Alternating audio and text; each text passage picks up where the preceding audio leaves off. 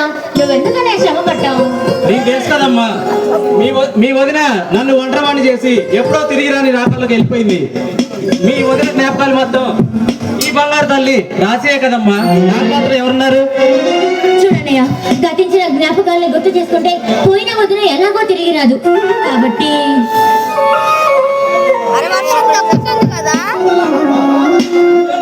నా బాధల్లా ఈ చిట్టి తల్లి రాశి గురించేనమ్మా. అబ్బా, ఏంటన్నయ్య, నా ఇంటి కోడల్ని చేసుకుంటున్నాను, మా ఇంటి మహారాణి అన్నయ్య. అన్నట్టు మాట్లాడి మర్చిపోయాను అన్నయ్య. ఈ రోజు రాఖీ పండుగ అన్నయ్య, నీకు గుర్తుందా అన్నయ్య? గుర్తుంచేలమ్మా, నీట్ గా రెడీ అయ్యాను. చూడన్నయ్య, ఏ రోజైనా ఏ రాఖీ పండుగైనా నీ చేత నేను గోరింటాకు పెట్టించుకోకుండా, నీకు నేను రాణి కట్టకుండా ఏ రోజైనా ఉన్నానా?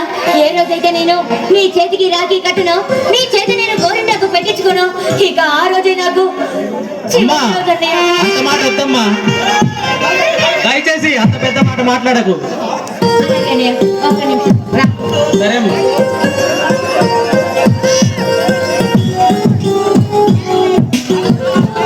వర్షం పోయింది కదా.